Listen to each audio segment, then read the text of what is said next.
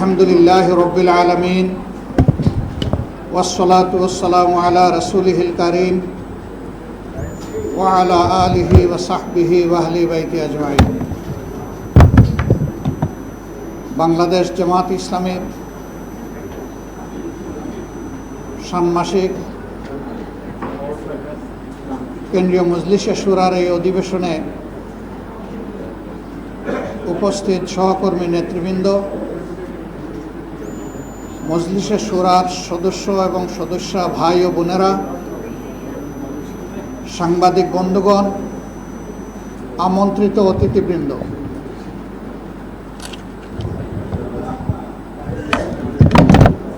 আল্লাহ তাবারক ওয়া তাআলার অগণিত শুকরিয়া আদায় করছি যে আল্লাহ রাব্বুল আলামিন আজকের এই অধিবেশনে আমাদেরকে মিলিত হওয়ার তৌফিক এনায়েত করেছেন। আলহামদুলিল্লাহ। সাংবাদিক ভাই ও বন্ধুগণ, আপনারা জানেন আমাদের প্রিয় জন্মভূমি বাংলাদেশ স্বাধীনতার পর এক এক করে 54 বছর অতিক্রম করেছে। এই দীর্ঘ পথ পরিক্রমায় অসংখ্য মানুষের সীমাহীন আত্মত্যাগ, কুরবানি এবং তাদের ভূমিকা জড়িয়ে আছে।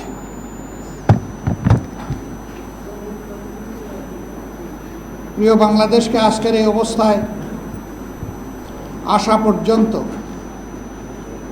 দেশের অভিযাত্রায় যারা যেখানে যে অবদান রেখেছেন, তাদের সকলের প্রতি আমরা গভীর কৃতজ্ঞতা জ্ঞাপন করছি। ৭১-এর মুক্তিযুদ্ধ থেকে শুরু করে ২৪-এর গণ অভ্যুত্থান পর্যন্ত এই দীর্ঘ পথ পরিক্রমায় বাংলাদেশের অনেক কিছু অর্জন করার ছিল।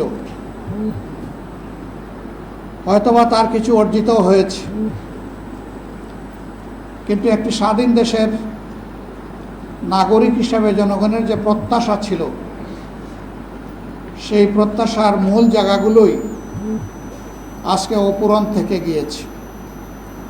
প্রিয় দেশের বুকে আইনের শাসন প্রতিষ্ঠিত হয়নি, নাগরিকদের মানবাধিকার নিশ্চিত হয়নি, দেশের স্বাধীনতা এবং সার্বভৌমত্বকে যারা দেশ শাসন করেছেন তারা সেভাবে হেফাজত করতে পারেননি। দফায় দফায় বিরোধী দল এবং মতকে দমন করতে গিয়ে সেখানে মানুষের সমস্ত অধিকারকে লঙ্ঘন করা হয়েছে, দমন করা হয়েছে। অত্যন্ত নির্মম কায়দায় স্বাধীন একটি দেশে ২৪-এ যা ঘটেছে তার সাক্ষী বাংলাদেশের আপামর জনগণ সহ গোটা বিশ্ববাসী। এর আগে যারা ক্ষমতায় ছিলেন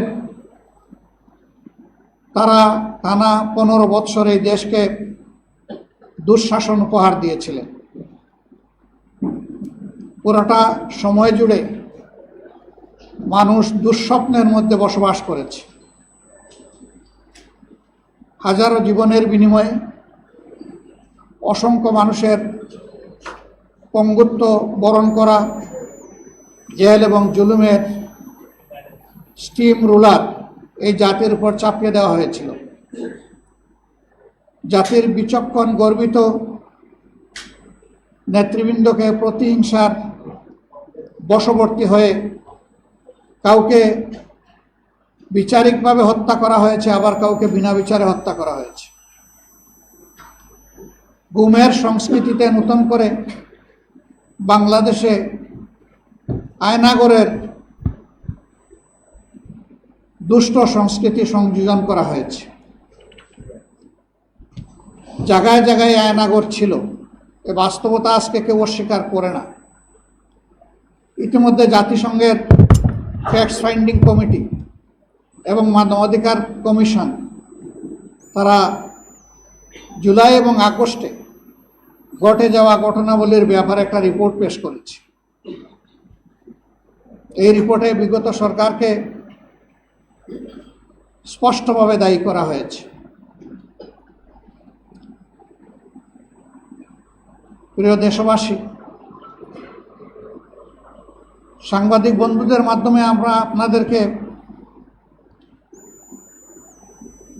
জানাতে চাই যে আমরা সকলেই বর্তমানে একটা বিশেষ অবস্থায় জাতির একটি গুরুত্বপূর্ণ বাঁকে আমরা অবস্থান করছি। এই বাঁকটি সফলভাবে আমাদেরকে অতিক্রম করতে হবে ইনশাআল্লাহ। বিশেষ করে গত কয়েকদিন ধরে দেশে ঘটে যাওয়া অনেকগুলা ঘটনা প্রিয় দেশবাসীকে এবং এই দেশের মানুষ যারা প্রবাসে আছেন সবাইকে বিচলিত করে তুলেছে। আমরা বিচলিত না হলেও এদিকে সতর্ক দৃষ্টি রাখছি। একটি দায়িত্বশীল সংগঠন হিসাবে এই পরিস্থিতিতে জামাত ইসলামী চুপ করে থাকতে পারে না। এই জন্য ইতিমধ্যেই আপনারা লক্ষ্য করেছেন বাংলাদেশ জামাত ইসলামী দ্রুততম সময়ের মধ্যে নির্বাহী পরিষদের সভায় মিলিত হয়েছে। আমরা দেশের চলমান পরিস্থিতি নিয়ে বিস্তারিত আলোচনা করেছি। আলোচনার পরে আমরা উপসংহারে উপনীত হয়েছি সংঘাত এবং কাদা ছোড়াছুড়ির মধ্য দিয়ে জাতিকে আর অনিশ্চয়তার দিকে ঠেলে দেওয়া কোনো অবস্থায় সমীচীন হবে না। এই সংস্কৃতির অবসান হওয়া উচিত। এর জন্য প্রয়োজন অর্থবহ ডায়ালগ। এই দায়িত্বটা মূলত বর্তমান সরকারকেই নিতে হবে এবং তাদেরকে এই ডায়ালগের ব্যবস্থা করে দিতে হবে। সমস্যা যত বড়ই হোক, আমরা এটা বিশ্বাস করি যে আলোচনার মধ্য দিয়ে সন্তোষজনক সমাধানে পৌঁছা সম্ভব। বাংলাদেশ জামাত ইসলামী তার নিজস্ব অবস্থান থেকে ইতিমধ্যে কতিপয় পদক্ষেপ গ্রহণ করেছে। প্রথমত, নির্বাহী পরিষদের বৈঠক থেকে আমরা অন্তর্বর্তীকালীন সরকারকে আহ্বান জানিয়েছি সর্বদলীয় বৈঠক আহ্বান করার জন্য। জাতীয় স্বার্থকে প্রাধান্য দিয়ে আমরা আশা করি সেই বৈঠকে ভালো কিছু বের হয়ে আসবে। অতীতেও আমরা লক্ষ্য করেছি এ ধরনের পরিস্থিতিতে দেশ এবং জনগণ যখন মুখোমুখি হয়েছে তখন ডায়ালগের এই উদ্যোগও সফল হয়েছে।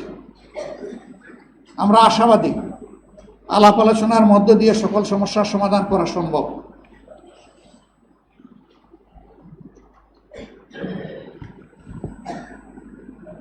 সম্মানিত বন্ধুগণ, বাংলাদেশ জামাত ইসলামী রাজনীতি হচ্ছে দেশ এবং জনগণের কল্যাণে। সুতরাং আমরা দলীয় স্বার্থকে দেশের স্বার্থের, জনগণের স্বার্থের উপরে দেখি না। আমরা আমাদের দলীয় স্বার্থকে সাজাই জনগণের স্বার্থের আলোকে।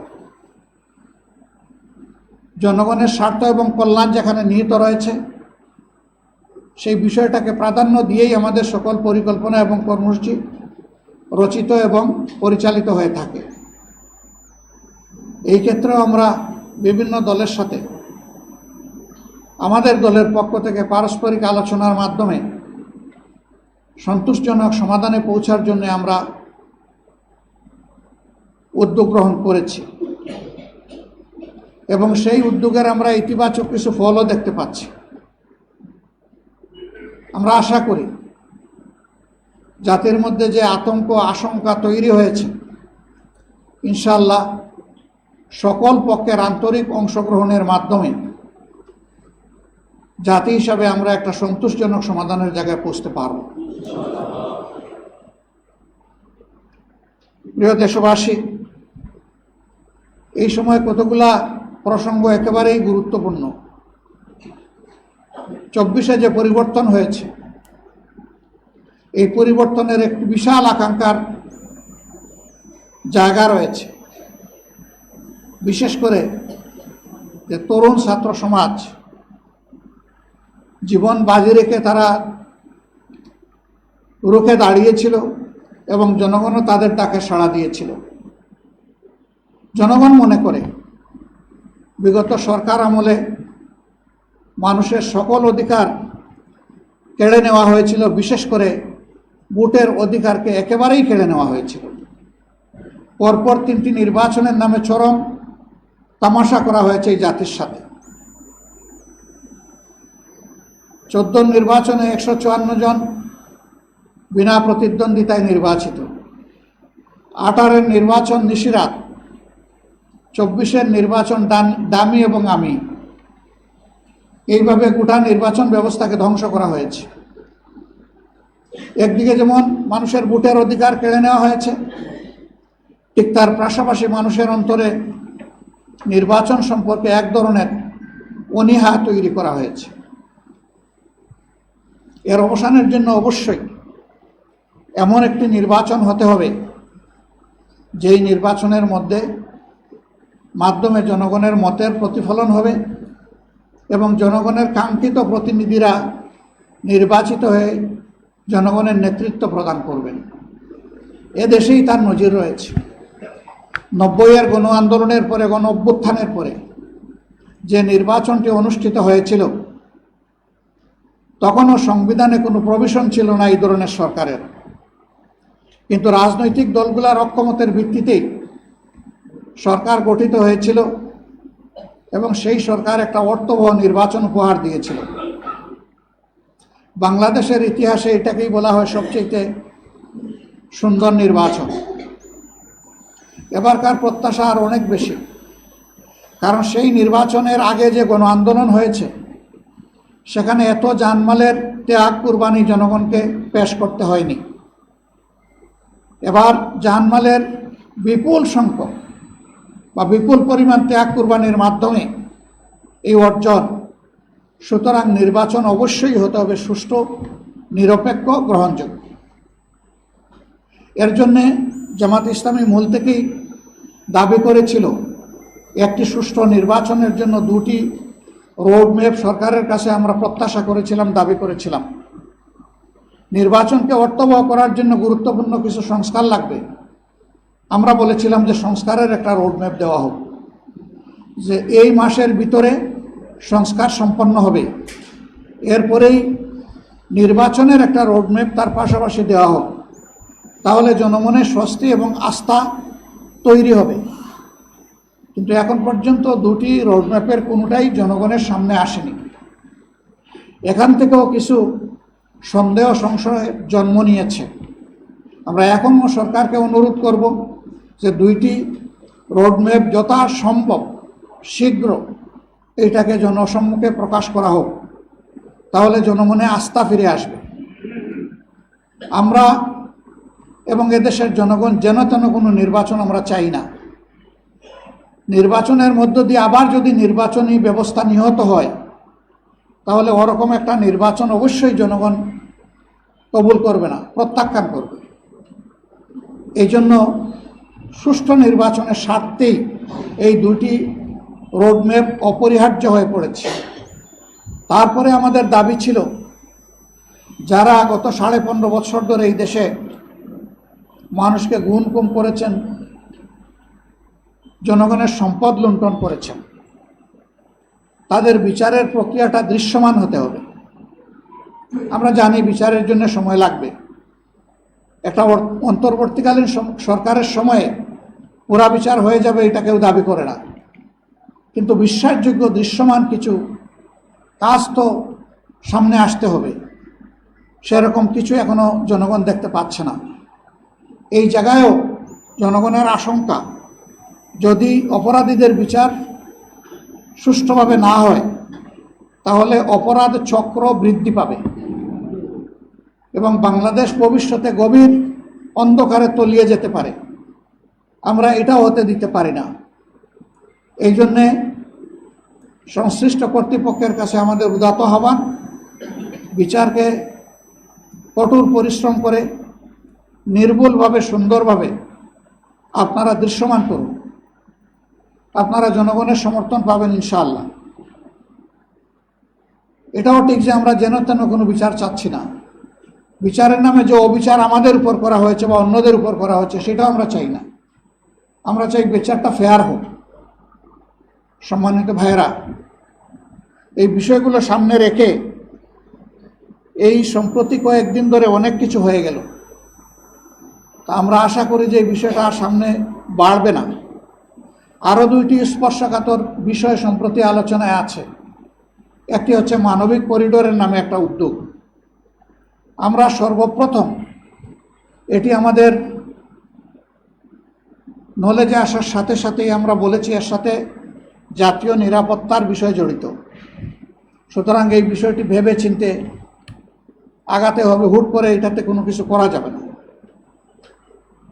এখন দেশে পার্লামেন্ট নাই, একটা অন্তর্বর্তীকালীন সরকার উপদেষ্টা পরিষদের মাধ্যমে পরিচালিত হচ্ছে। উপদেষ্টা পরিষদ মেনে নিলাম যে তারা মন্ত্রিপরিষদের বিকল্প, কিন্তু পার্লামেন্টও নাই। সেই পার্লামেন্টটা হতে পারত জনগণের প্রতিনিধিত্বকারী দেশপ্রেমিক সংগঠনগুলো। সরকার তাদের সাথে এই ব্যাপারে ডায়ালগে বসা উচিত এবং সকল পক্ষের সাথে না বসে এই ধরনের কোনো উদ্যোগ নেওয়া দেশের জন্য কল্যাণকর হবে না। আমরা আশা করব যে এই ব্যাপারে সরকার যথাযথ গুরুত্ব দেবেন এবং রাজনৈতিক দলসমূহের সাথে বসে, আরও যারা অংশীজন আছেন তাদের সাথে বসে, যারা সিকিউরিটি এক্সপার্ট আছেন তাদের সাথে বসে এই বিষয়ে সিদ্ধান্ত নেওয়া যেতে পারে। অথবা বিষয়টি যেহেতু অনেক বড়, এটাকে পরবর্তী নির্বাচিত সংসদের উপর ছেড়ে দেওয়া যেতে পারে, সেটাই উত্তম হবে। বন্দর ব্যবস্থাপনারও একটা বিষয় সামনে এসেছে। এটা একটা বিশাল বিষয়। আমাদের দেশের লাইফলাইন হলো চট্টগ্রাম বন্দর থেকে সারা দেশ। এটি আমাদের প্রধান সমুদ্র বন্দর। এই বন্দরে উপরে নির্ভর করছে বাংলাদেশের অনেক কিছু। গোটা বৈদেশিক বাণিজ্য এটার উপর 70% ঊর্ধ্বে নির্ভরশীল। এরকম একটা বন্দর ব্যবস্থাপনারও কোনো সিদ্ধান্ত নেওয়া হঠাৎ করে এটা সমীচীন হবে বলে আমরা মনে করি না। এই বিষয়গুলো ভেবে চিন্তে আরও অংশীজনের সাথে আলাপ করে কি করা যায় সে বিষয়গুলো সামনে নিয়ে আসা উচিত। সম্মানিত ভাইয়েরা, সেনাবাহিনী আমাদের গর্বিত সেনাবাহিনী। ইতিহাসের গুরুত্বপূর্ণ বাঁকে তাদের অনেক মর্যাদাপূর্ণ অবদান রয়েছে। বাংলাদেশের স্বাধীনতা আন্দোলনের মধ্য দিয়ে আমাদের এই সেনাবাহিনী গড়ে উঠেছে। কোনোভাবে কোনো কার্যক্রমের মাধ্যমে, কারো কোনো পদক্ষেপের মাধ্যমে আমাদের এই গর্বের প্রতিষ্ঠান বিতর্কিত হোক, এটা আমরা চাই না। আমরা চাই যে এই প্রতিষ্ঠানের মর্যাদা অক্ষুণ্ণ রেখে তারা দেশ এবং জাতির সেবায় তারা নিয়োজিত থাকবেন। এতেই দেশের গৌরব, সেনাবাহিনীরও গৌরব। আমরা আমাদের সেনাবাহিনীকে সেই গৌরবের জায়গায় রাখতে চাই এবং এই জায়গা কেউ ক্ষতিগ্রস্ত করবেন না সেই দিকে আমরা আশা রাখতে চাই। সেনাবাহিনীকে নিয়ে যে কোনো ধরনের মন্তব্য করা থেকেও বিরত থাকা উচিত বলে আমরা মনে করি। এই বিষয়টা একটা দেশের সার্বিক নিরাপত্তার সাথে সংশ্লিষ্ট। সেনাবাহিনীকে বিতর্কিত করলে একটা স্বাধীন দেশ বড় ধরনের ঝুঁকিতে পড়তে পারে। আমরা সেই সমূহ বিতর্ক থেকে আমাদের প্রিয় গর্বিত সেনাবাহিনীকে আমরা মুক্ত রাখতে চাই। আল্লাহ তাআলা এই কাজে আমাদের সকলকে সহযোগিতা করুন এবং যার যার জায়গা থেকে এই বিষয়টা উপলব্ধি করার তৌফিক আল্লাহ তাআলা আমাদেরকে দান করুন। সম্মানিত ভাইয়েরা, আজকে পরিবর্তনের 9 মাস অতিক্রান্ত হয়েছে। আমাদের প্রধান উপদেষ্টা বলেছেন, একাধিকবার বলেছেন, জাতীয় নির্বাচন তিনি এই বছরের ডিসেম্বর থেকে আগামী বছরের জুনের মধ্যে সম্পন্ন করতে চান। আমরা বারবার বলেছি, তাই তার এই কথার উপরে আমরা আস্থা রাখতে চাই এবং আস্থা রেখে এটার জন্য আমাদের বিবেচনায় সুইটেবল টাইম কি হতে পারে আমরা সেইটাও ফ্লেক্সিবলি বলেছি। আমরা তাকেও বাধ্য করতে চাই না। আমরা কেন বাধ্য করতে যাব? কারণ তিনি তো সকলদের দ্বারা সমর্থিত। আমরাই তো তাকে এই দায়িত্ব সবাই মিলে দিয়েছি, তিনি তো জোর করে নেননি আমাদের কাছ থেকে, তিনি তো আমাদের প্রতিপক্ষ না, তিনি এখন সরকারের অভিভাবক। এ দায়িত্ব সকল রাজনৈতিক দল এবং অংশীজন স্বেচ্ছায় আমরা তার উপর অর্পণ করেছি। আমাদের দায়িত্ব তাকে সহযোগিতা করা তার সার্বিক কাজে। আমরা আমাদের জানা মতো আমাদের পক্ষ থেকে আমরা কোনো ধরনের কোনো অসহযোগিতা করিনি, বরঞ্চ যতটুকু আমাদের যেখানে সম্ভব আমরা সেই সহযোগিতা করেছি। অন্যান্য রাজনৈতিক অংশীজনের প্রতি, সংগঠনগুলোর প্রতি আমরা আহ্বান জানাই যে এই সরকার যেহেতু আমাদের সকলের সরকার, আসুন আমরা সবাই মিলে তাকে সহযোগিতা করি। সবাই মিলে যদি সহযোগিতা করি আর সরকারও যদি স্বতঃস্ফূর্তভাবে আমাদের সহযোগিতা গ্রহণ করেন, তাহলে আমরা মনে করি যে সমস্যা যাই সামনে আসুক সমাধান তার অতি সহজ। কিন্তু এইখানে বোঝাপড়ায় যদি কোনো গ্যাপ তৈরি হয় আর জাতি যদি কোনো সংকটে পড়ে, এ দায় আমরা কেউ এড়াতে পারবো না। অতএব দায় সৃষ্টি হওয়ার আগেই সমাধানের পথে হাঁটাটাই হচ্ছে বুদ্ধিমানের কাজ, উত্তম কাজ। আমরা সরকার এবং রাজনৈতিক দলগুলোর প্রতি উদাত্ত আহ্বান জানাই যে পারস্পরিক সহযোগিতার মনোভাব নিয়ে আসুন প্রিয় দেশকে, জাতিকে আমরা আশাবাদী করি এবং সামনের দিকে এগিয়ে নিয়ে যাই। সম্মানিত সাংবাদিক বন্ধুগণ, আমাদের দেশটি দীর্ঘদিন মজলুম ছিল, কিন্তু আমরা বিশ্বের মানচিত্রের দিকে যদি তাকাই তাহলে আরও কিছু বেদনাদায়ক ঘটনা আমরা লক্ষ্য করি। ফিলিস্তিন দশকের পর দশক, গাজা বছরের পর বছর আজকে দারুণভাবে নির্যাতিত এবং নিষ্পেষিত। আমরা বিশ্ব সম্প্রদায়ের প্রতি আহ্বান জানাই যে আমরা যারা মানবাধিকারে বিশ্বাস করি, এই মানুষগুলোকে তাদের অধিকার নিয়ে সম্মানের সাথে বাঁচতে দিন। তার অধিকার যদি হরণ করেন তাহলে মানবাধিকারের কথা আমাদের মুখে মানায় না। এ পর্যন্ত যা ঘটেছে তার পুঙ্খানুপুঙ্খ তদন্ত হোক জাতিসংঘের মাধ্যমে, এবং যারা যেখানে যতটুকু সীমা লঙ্ঘন করেছেন, অপরাধ করেছেন, তাদেরকে বিচারের আওতায় নেওয়া উচিত। যুদ্ধ বিরতি নয়, যুদ্ধ বন্ধ। আমাদের দাবি যুদ্ধ বিরতি নয়, বিরতির মানে এরপরে বিরতি দিয়ে আবার শুরু করে দেবে, এটাই হচ্ছে। আমরা যুদ্ধ বিরতি চাই না, আমরা যুদ্ধ বন্ধ চাই, কোনো যুদ্ধ না হোক। এটা বিশ্বসভার উদ্যোগেই, জাতিসংঘের উদ্যোগেই, এটাও ডায়ালগের মাধ্যমে সকল সমাধান করা সম্ভব। বিশ্বের অধিকাংশ দেশ এখানে দ্বিরাষ্ট্রের থিওরিতে সমর্থন জানিয়েছে, সেটাকে যৌক্তিকভাবে আলোচনার মাধ্যমে সমাধানে পৌঁছা উচিত। তা না করে আবাল বৃদ্ধ বনিতা, শিশু এবং নারীদের লাশ এবং রক্ত দিয়ে গোটা গাজা এবং ফিলিস্তিনকে ভরে দেওয়া হবে, এটা মানব জাতির বিবেকবান অংশ হিসেবে আমরা মানতে পারি না, কখনো মেনে নেব না। আমরা দাবি করি যে এখন এগুলো বন্ধ হওয়া উচিত। যাদেরকে নিষ্পাপ মানুষকে নির্মমভাবে হত্যা করা হয়েছে, আমরা তাদের পরিবার পরিজনের প্রতি গভীর সমবেদনা জানাই এবং আল্লাহর দরবারে দোয়া করি আল্লাহ তাদেরকে শহীদ হিসাবে কবুল করুন। পঙ্গুত্বের যন্ত্রণা নিয়ে যারা এখন চলছেন, রব্বুল আলামিন তাদেরকেও সুস্থতার নিয়ামত এনায়েত করুন এবং এই সমস্যার সমাধান হোক, আমরা দোয়া করি।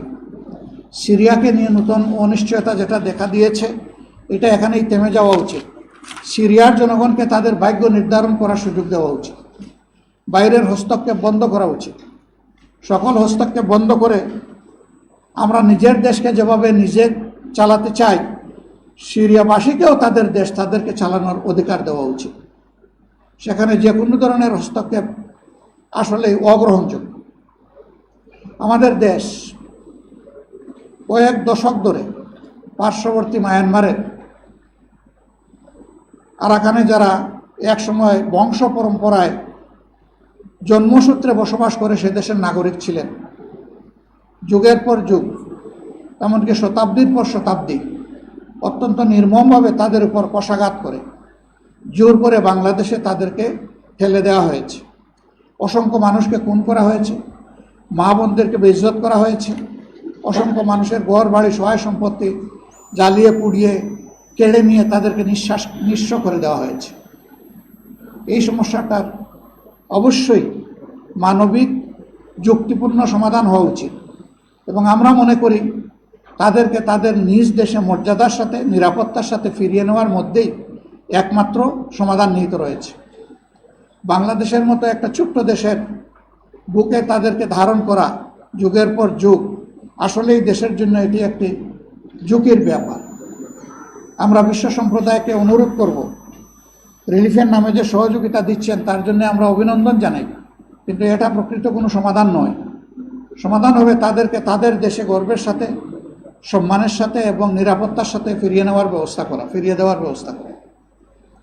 আমরা এই ক্ষেত্রে বিশ্বের সকল শান্তিকামী রাষ্ট্রের আমরা সহযোগিতা প্রত্যাশা করি।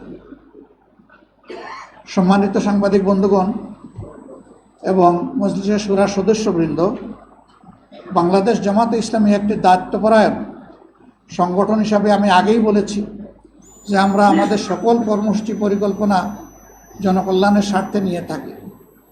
এই সময়টা বিশেষ করে আপনারা যারা এখানে এসেছেন, তৃণমূলের নেতৃত্ব আপনারা প্রদান করে থাকেন। পুরা সংগঠন এই সময় আমাদের প্রত্যেকটি সদস্য যেন দায়িত্বশীল আচরণ করেন, সেই দিকে সংগঠনকে খেয়াল রাখতে হবে। কোনো স্তরে আমাদের দ্বারা সমাজের সৌন্দর্য এবং শৃঙ্খলার কোনো হানি হয়, শান্তি বিনষ্ট হয়, আমাদের একজন সমর্থকও যেন সেই কাজে না জড়াতে পারে, সেই ব্যাপারে আমি আপনাদের সকলকে সতর্ক আন্তরিক দৃষ্টি রাখার জন্য অভিভাবক হিসাবে আপনারা অভিভাবক হয়েই দৃষ্টি রাখবেন, সেই প্রত্যাশা আপনাদের কাছে ব্যক্ত করি। সম্মানিত সহকর্মীবৃন্দ, বাংলাদেশকে জনপ্রত্যাশার জায়গায় পৌঁছে নেওয়ার জন্য আমাদের প্রিয় সংগঠনটি অনেক ত্যাগ স্বীকার করেছে। আরও ত্যাগ স্বীকারের জন্য আমাদেরকে প্রস্তুত থাকতে হবে। আমরা সব কিছুর বিনয়ে চাই আল্লাহ তাআলার দেওয়া বিধান, যে বিধান সমস্ত মানুষ নয়, সমস্ত সৃষ্টির কল্যাণে নাজিল করা হয়েছে, এই বিধানের মাধ্যমেই বাংলাদেশের আগামীর ফয়সালা হোক, সেটা আল্লাহর কাছে আমরা দোয়া করি। এই বিধানের আওতায় বাংলাদেশের প্রত্যেকটি নাগরিক, তিনি যে দল বা ধর্মের হোক না কেন, অবশ্যই তিনি নিরাপত্তা লাভ করবেন। জীবনের নিরাপত্তা, ইজ্জতের নিরাপত্তা, সম্পদের নিরাপত্তা। তার পাশাপাশি সকল মানবিক এবং নাগরিক অধিকার নিয়ে মর্যাদার সাথে এদেশে বসবাস করার অধিকার কেবল আল্লাহ তাআলার বিধানই মানুষকে নিশ্চিত করতে পারে। এই জন্যই আমাদের লড়াই, আমাদের সংগ্রাম, আমাদের চেষ্টা প্রচেষ্টা। আমরা শান্তিপূর্ণভাবে সমাজের এই রূপান্তর চাই। এই জন্যে দেশপ্রেমিক সকল শক্তির কাছে, ব্যক্তির কাছে আমাদের আকুল আবেদন, এই প্রক্রিয়ায় তারা যেন এগিয়ে এসে আমাদেরকে সহায়তা করে একটি দুর্নীতিমুক্ত মানবিক কল্যাণ রাষ্ট্র গড়ার কাজে তারাও যেন গর্বিত অংশীদার হন। এই জন্য জনগণের সমর্থন, ভালোবাসার পাশাপাশি আমরা প্রিয় জনগণের কাছে উত্তম পরামর্শ এবং আমাদের কাজের যৌক্তিক সমালোচনাও আমরা কামনা করি। এর মধ্য দিয়ে ইনশাআল্লাহ